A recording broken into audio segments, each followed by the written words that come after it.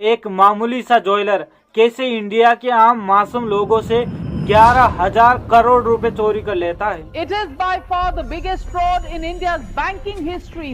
More than 11,000 crores siphoned off one of India's biggest banks, the Punjab National Bank. सारी बातें जानते हैं आज की कहानी से। नीरव ज्वेलरी बनाने वाले गुजरात के एक पारंपरिक परिवार से बिलोंग करते हैं। उनके पिता एक ज्वेलर थे और उनके चाचा भी। इनका मुख्य काम था रफ डायमंड की कटिंग, पॉलिशिंग और प्रोसेसिंग करना, और शायद इसीलिए नीरव ज्वेलरी के बिजनेस में आते हैं और अपने चाचा मेहुल चौकसी से ज्वेलरी का काम सीखते हैं। वो गुजरात में ही रहकर डायमंड के प्रोफेशनल प्लेयर बनते हैं। गुजराती ज्वेलरी बिजनेस एक विनम्र और शांत समुदाय है, लेकिन मेहुल चौकसी ऐसे नहीं थे। वो महंगे सूट्स पहना करते थे, उनके पास एक यार्ड था और उनका business Gitanjali Gems stock exchange पर लिस्टेड था। वो भरोसे के आदमी नहीं माने जाते थे क्योंकि उनको बहुत सारे लोगों का पैसा चुकाना था, कई सारे कोर्ट केस, और कई बार तो वो अपने साथ काम करने वाले व्यक्ति को पैसे तक नहीं दिया करते थे। इन्हीं सब कारणों से लोग उनको पसंद नहीं किया करते थे। साल 1999 नीरव अपने चाचा से अलग हो जाते हैं और 5 स्टार डायमंड नाम के एक फैक्ट्री की शुरुआत करते हैं। उनका मुख्य काम था डायमंड की कटिंग, पॉलिशिंग और ज्वेलरी बनाना। नीरव को लगता है कि ऐसा करके वो अपने चाचा की तरह बड़ा बन जाएंगे, लेकिन डायमंड पॉलिशिंग का काम काफी ही लेबर इंटेंसिव होती है और इसमें मार्जिन भी कम रहता है। असली पैसा तो हाई एंड रिटेलिंग में होती है और नीरव का फोकस भी यही था। वो धीरे धीरे समझ चुके थे कि डायमंड पॉलिशिंग का काम तो हर कोई कर रहा है। अगर उन्हें कुछ बड़ा करना है तो उन्हें कुछ ऐसा करना पड़ेगा जो आज तक किसी भी इंडियन ज्वेलर ने आज तक नहीं किया है। India's first luxury brand. इसलिए साल 2010 के आसपास वो हांगकांग और एशियन मार्केट्स में होने वाले 2 बड़े ऑक्शन हाउसेस सौदेवी और क्रिस्टीज पर रिसर्च करने लगते हैं कि उन ऑक्शन हाउसेस के कैटलॉग्स कवर पर किन किन चीजों की तस्वीरें छपती हैं, जहां आज तक किसी भी इंडियन ज्वेलर के ज्वेलरी की तस्वीर नहीं छपी हुई थी।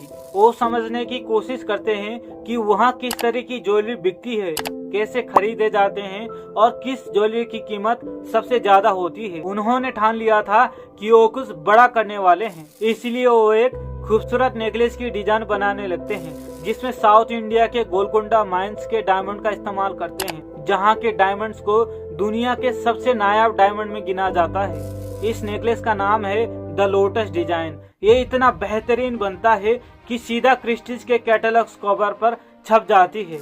ऐसा हासिल करने वाले नीरव इंडिया के पहले व्यक्ति थे और ये नेकलेस नीरव को पूरी दुनिया भर में मशहूर कर देता है। नीरव पॉपुलर होने के बाद अब वो अपना पुराना सपना पूरा करने की कोशिश करते हैं। इंडिया में हाई ज्वेलरी की फैक्ट्री की शुरुआत मुंबई से होती है। नीरव अपने ज्वेलरी की क्वालिटी को इंडिया में नेक्स्ट लेवल पे ले जाते हैं। वो एक्सट्रीमली फोकस्ड व्यक्ति थे, उनका डिजाइन सेंस बहुत ही अच्छा था और वो अपने टेक्निकल लिमिट्स को पुश करते रहते थे। वो कुछ यूनिक करते रहते थे। ऐसा करके नीरव अपने कामयाबी की सीढ़ी चढ़ने लगते हैं। अचानक से नीरव मोदी ब्रांड इंडिया में सबके नजरों में आता है और उनका ब्रांड बढ़ते ही चला जाता है। नीरव अपने आर्ट पर भर भर के पैसे और रिसोर्सेस लगा रहे थे, पर एक सवाल खड़ा होकर आता है कि एक मामूली सा फैक्ट्री चलाने वाले व्यक्ति के पास आखिर इतना सारा पैसा आया कहां से। 2011 की शुरुआत में नीरव को अपने एम्पायर की एक्सपेंड के लिए पैसों की जरूरत पड़ती है, इसलिए वो पंजाब नेशनल बैंक के ब्रैडी हाउस ब्रांच से लोन लेने लगते हैं। लेकिन वो लोन लेने के लिए एक दूसरे तरीके का इस्तेमाल करते हैं, letter of undertaking, LOT basically एक डॉक्यूमेंट है जो आपके देश की बैंक आपको देती है, जिसकी मदद से आप विदेश में स्थित बैंक से क्रेडिट ले सकते हैं। ये फॉरेन एक्सचेंज पाने का एक ऐसा तरीका है जिसमें आपको भारी भरकम कन्वर्जन फीस नहीं देनी पड़ती है, इसलिए इसका इस्तेमाल और भी बहुत सारे बिजनेसमैन करते हैं और ये कोई इलीगल भी नहीं है। जब आपको LOT मिलता है तो आपने जितना पैसा लिया है उसका कुछ % पैसा कोलेटरल के रूप में प्रोवाइडिंग बैंक को देना पड़ता है, पर नीरव PNB बैंक को कुछ भी पैसा नहीं दे रहे थे। इसके बजाय वो PNB के 2 ऑफिसरों को घूस दे रहे थे। पर इंडिया में नीरव मोदी ब्रांड एक स्टेटस सिंबल बन जाती है। लोग कहते थे कि देखो ये नीरव मोदी का है। नीरव को पता था कि इंडिया के अमीरों को आखिर क्या पसंद है।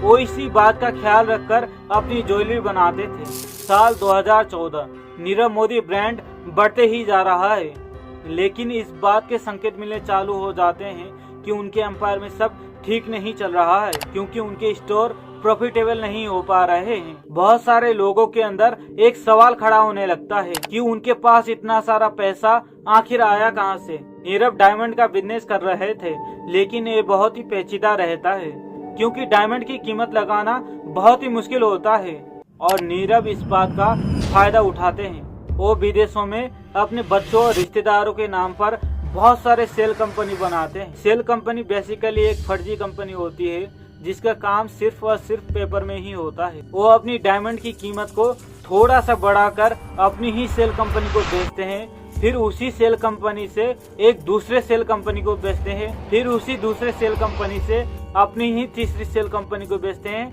ऐसे चौथी पांचवी। एग्जाम्पल से समझते हैं कि नीरव ने अगर 1 करोड़ में कोई डायमंड खरीदा तो वही डायमंड को 1.5 करोड़ में दूसरी सेल कंपनी को बेचते हैं और उसी सेल कंपनी में थोड़ा सा बढ़ाकर 2 करोड़ में तीसरी सेल कंपनी को बेचते हैं। इस तरह से 1 करोड़ की डायमंड की कीमत अब 3.5 करोड़ बन जाती है और इसमें 2.5 करोड़ मुनाफा बन जाता है और ऐसा करना इलीगल है। नीरव अब इंटरनेशनली अपने एम्पायर को बढ़ाने लगते हैं।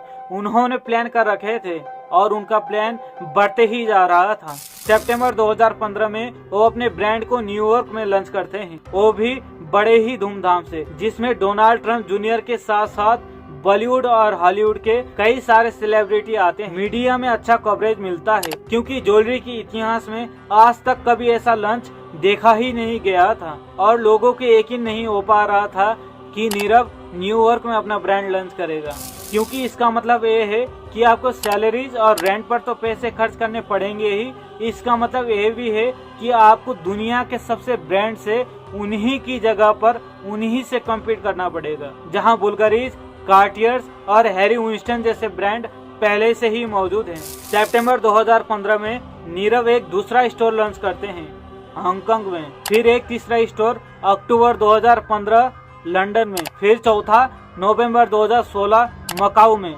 5वां जनवरी 2017 बीजिंग में, दिसंबर 2017 हवाई में और साथ ही दुनिया के और भी कई सारे जगहों पर। Pretty ambitious expansion plans. 100 stores by 2025. 2017 में फोर्ब्स के हिसाब से नीरव मोदी $2 बिलियन के मालिक बन चुके थे। अब उनकी गिनती इंडिया के सबसे बड़े अमीरों में आने लग गई थी और यह ओहदा आज तक किसी भी ज्वेलर ने हासिल नहीं किया हुआ है। पर अब दुनिया के सामने नीरव मोदी का ऐसा राज खुलने वाला था जो दुनिया को चौंका कर झंझोड़ कर रख देने वाला था। 2017 में नीरव को बिना कैश कोलैटरल के एलओटी लेते हुए 6 साल से ज्यादा हो चुका था। वो जिन 2 पीएनबी के ऑफिसरों को घूस दे रहे थे वो अब रिटायर हो जाते हैं, पर नीरव को इस बात की जानकारी नहीं होती है। नीरव हमेशा की तरह अपने रिप्रेजेंटेटिव को एलओटी पाने के लिए बैंक में भेज देते हैं। रिप्रेजेंटेटिव बैंक में पहुंचने के बाद वो वहां के नए ऑफिसरों से एलओटी मांगने लगते हैं। इस बार उन्हें कैश कोलैटरल जमा करने को कहा जाता है, तो रिप्रेजेंटेटिव बेपरवाह तरीके से कहते हैं कि उन्होंने आज तक ऐसा कुछ भी जमा नहीं किया है। ऑफिसर्स इस बात को सुनने के बाद चौंक जाते हैं और फिर रिपोर्ट्स पर रिसर्च करने लगते हैं। तब जाकर पता चलता है कि नीरव मोदी को बिना कैश कोलैटरल के ही एलओटी इश्यू किए गए थे और अब तक तकरीबन 11,000 करोड़ दिए जा चुके हैं और यहीं से नीरव मोदी की बर्बादी शुरू हो जाती है। It is by far the biggest fraud in India's banking history. More than 11,000 crores siphoned off one of India's biggest banks, the Punjab National Bank. Nirav Modi, who's really at the center of this entire scam. पर Nirav along with his family members, which included his wife, left the country much before this FIR was filed. जब कांड की details निकाली जाती हैं तो 2 ऑफिसरों को पकड़ा जाता है। उनमें से एक थे पीएनबी के पूर्व डेप्यूटी मैनेजर गोकुलनाथ शेट्टी और दूसरे ऑफिसर थे मनोज खरत, जो पीएनबी में कलर की पद पर थे। नीरव और उनके परिवार को पूरी दुनिया भर में ढूंढा जाने लगता है। सिंगापुर, हांगकांग, न्यूयॉर्क, पर वो कहीं पर भी नहीं मिलते हैं, क्योंकि वो भाग रहे थे और हर बार ही अपना ठिकाना बदल रहे थे और ये पता लगाना बहुत ही मुश्किल था कि अब वो कहां पर हैं। फिर एक दिन मिक ब्राउन, जो डेली टेलीग्राफ मैगजीन के राइटर हैं, वो अपनी मैगजीन के लिए नीरव मोदी की इन्वेस्टिगेशन करते वक्त नीरव मोदी को रास्ते पर पकड़ लेते हैं। फिर 20 मार्च 2018 में नीरव मोदी को लंदन में अरेस्ट कर लिया जाता है। ऐसे करप्शन के खुलासे जब भी होते हैं तब पूरी दुनिया इंडिया पर उंगली उठाती है कि यहीं पर सबसे ज्यादा करप्शन है। लेकिन मेरे हिसाब से ये लोग करप्शन को लेकर साफ साफ डबल स्टैंडर्ड दिखाते हैं, क्योंकि ऐसे करप्शन को तब तक अंजाम नहीं दिया जा सकता है जब तक इसमें इंटरनेशनल फाइनेंस का हाथ ना हो, क्योंकि बिना इंटरनेशनल बैंक के नीरव इंडिया से बाहर पैसा ले ही नहीं जा सकते थे। उन्हें ये सब करने के लिए इंटरनेशनल लॉयर्स की जरूरत थी। इसीलिए आप इंडिया में जो भी करप्शन देखते हैं उसकी डोर आप ब्रिटेन, स्विट्जरलैंड, अमेरिका जैसे अमीर देशों के हाथों में मिलती है। और हो सके तो दोस्तों प्लीज़ चैनल को सब्सक्राइब करें, सब्सक्राइबर्स की काफ़ी ज़रूरत है। लाइक करें, शेयर करें। मैं मिलता हूँ अगली वीडियो में। धन्यवाद।